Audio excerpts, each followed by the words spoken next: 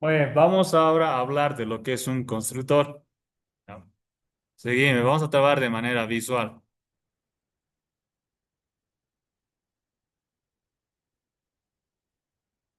Voy a borrar todos estos elementos inicialmente me dejaré un hito. Acá adicionalmente si alguien tiene un criterio para identificar un detallito más, me va a ayudar.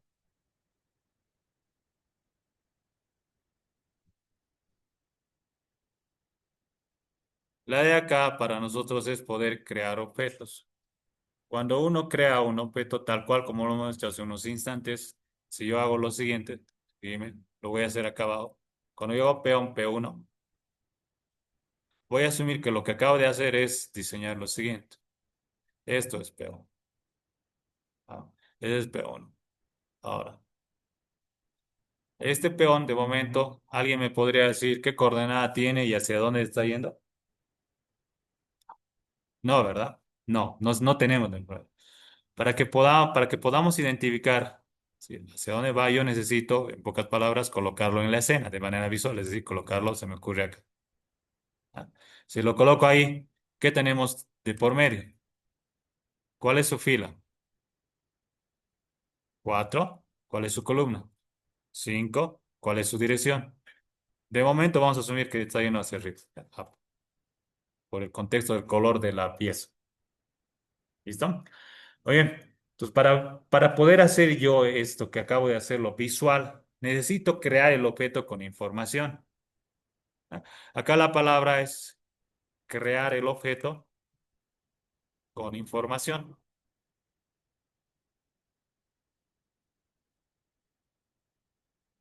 ¿Qué implica crearlo con información? Es decir, que ya tenga asignada data. A eso me refiero con información.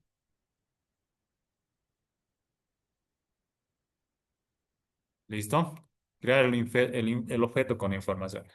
Como estamos haciendo ahorita, los objetos que estamos creando son así. No tienen fila, no tienen columna y no tienen dirección. Para poder crear un objeto considerando asignarle información, se utiliza el concepto de constructor. ¿No? Constructor,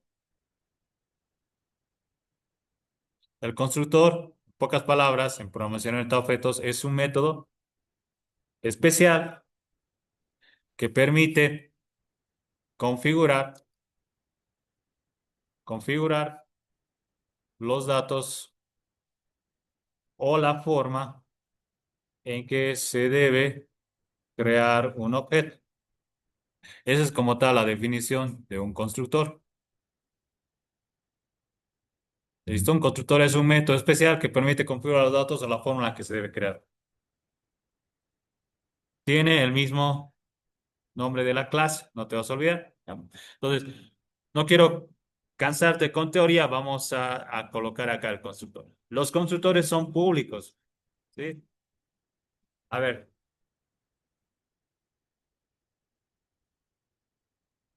pregunta. Te he dicho que el constructor siempre tiene el mismo nombre de la clase y es un método. Bajo esa premisa, ¿cómo definiría el constructor acá dentro de la clase? Los constructores son públicos, tienen el mismo nombre de la clase y son métodos. ¿Qué debería colocar acá, en esta línea? Peón. ¿Sí? Es un método. Por ende, para definir métodos utilizamos paréntesis. No tienen retorno. Voy. ¿Ya? En una primera instancia uno puede pensar, esa es la firma como tal del constructor. ¿Ya? Peón. Solo que estos métodos son especiales. ¿Ya?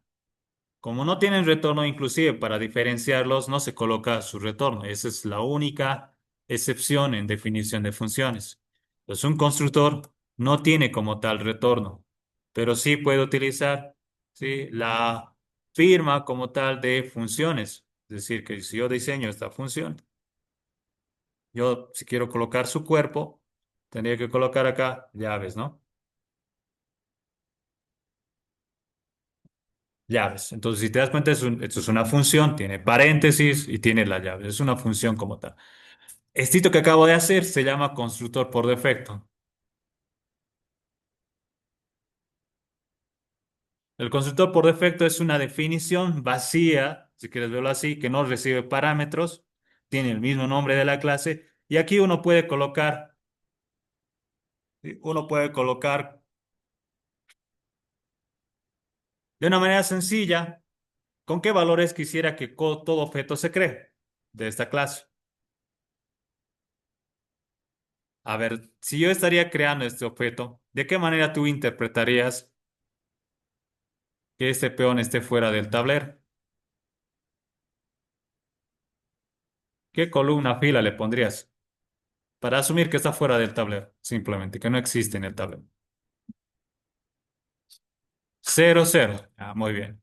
Yo puedo asumir, sí, darle un valor acá. Fila es cero, columna es cero. Ah, y no tiene dirección, lo dejo de momento.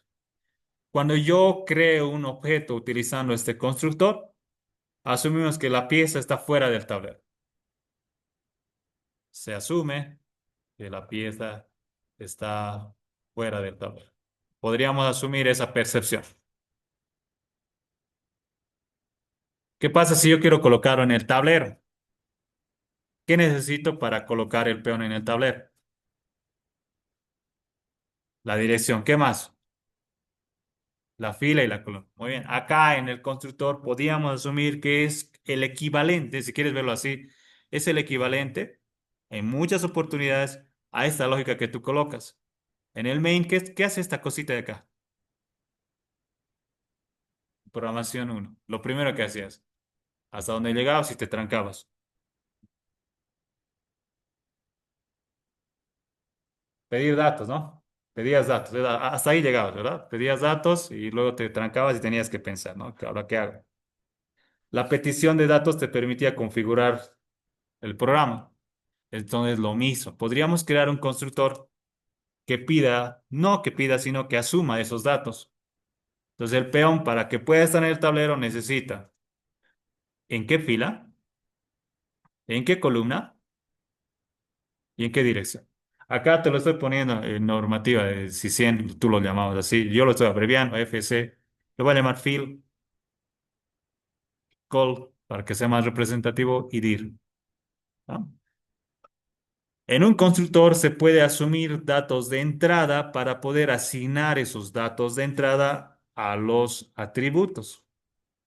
En todo caso, yo puedo asumir que mi fila, es decir, esta fila, este atributo de la clase, este valor que he definido, este atributo, variable, si quieres verlo así, a partir de ahora, cuando yo cree una instancia del peón, utilizando este constructor, va a tomar el valor de fila. Estoy configurando, ¿sí? Ahora, podríamos hacer lo mismo. La columna va a tomar el valor de columna. Y finalmente, mi dirección va a tomar el valor de...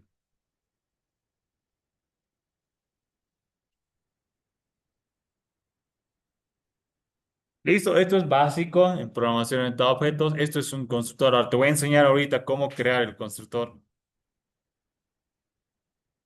cómo crear otra versión de los constructores. Una clase sí puede tener uno, bueno, puede tener cero, uno o varios constructores. No hay límite.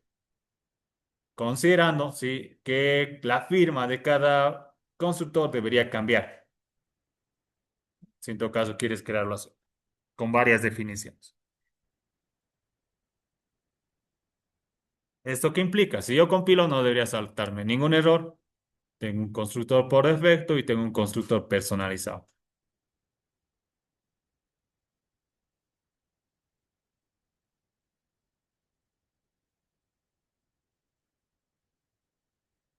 Voy a bajar al código.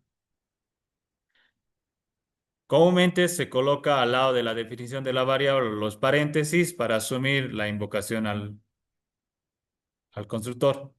Puedes. Si no colocas paréntesis, ¿sí? Si no colocas esto al lado de la definición de la variable, se asume que estás llamando al constructor por defecto. ¿Me va a entender? ¿Sí? ¿Cuál es el constructor por defecto? Es este.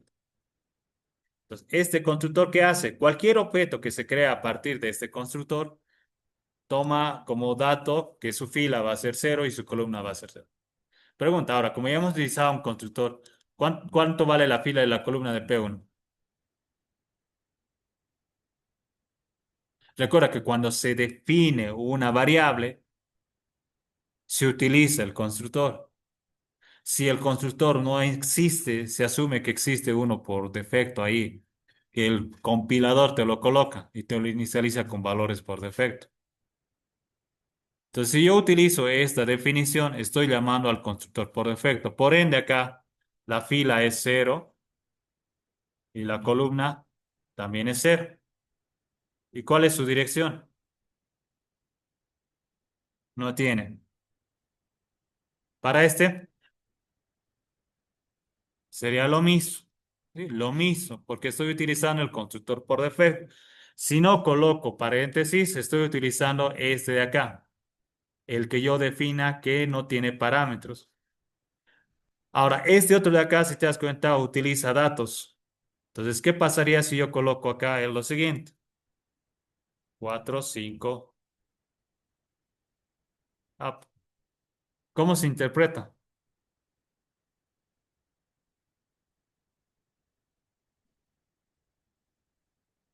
¿Qué interpretas acá?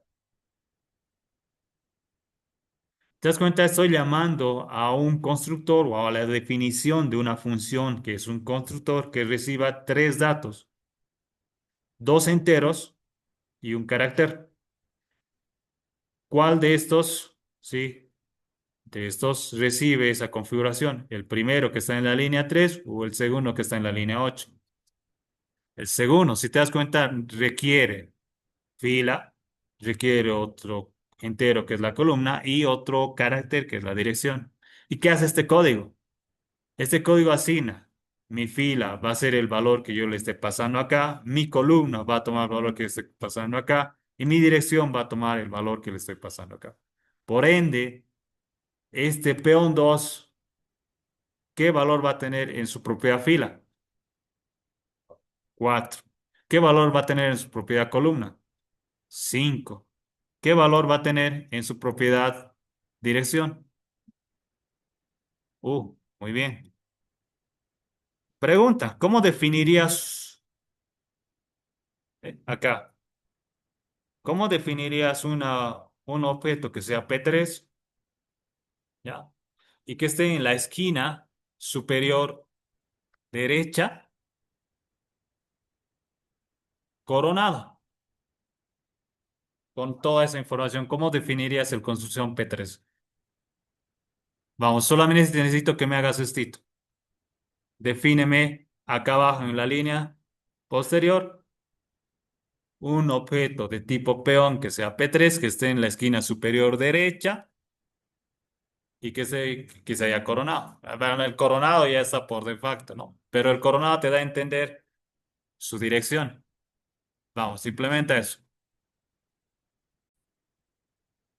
Bueno, para poder crear justamente estos peones que te acabo de mencionar, tendríamos que primero definir la clase y colocar la variable, ¿no? P3. Si yo hago esto, ¿sí? Pregunta, ¿cuánto es la fila? ¿Cuánto es la columna para ese peón? Para P3. Si lo defino así, ¿qué se estaría asumiendo? ¿Cuánto vale su fila? Simplemente de esa manera declarado. Exacto, cero. Su columna vale cero, ¿sí? Y no tiene dirección. Cuando yo defino así, estoy utilizando el constructor por defecto que asume que su fila y columna va a ser eso. Pero si yo quiero personalizarle y darle un valor, tendría que diseñar esto, ¿no? Como te he dicho que en la esquina superior derecha esto debería ser 8 8, ¿no? Y como se ha coronado, entonces en todo caso estaría yendo hacia arriba, ¿no? Ah. El otro sería algo similar. Sería el peón 4 se me ocurre. Estoy en la fila uno, columna uno y para que me haya coronado tendría que haber ido hacia abajo, down, ¿no? Entonces de esa manera estoy creando instancias. ¿Listo? Eso es un constructor, ¿no? El constructor tiene la peculiaridad de poder crear objetos y darles un valor.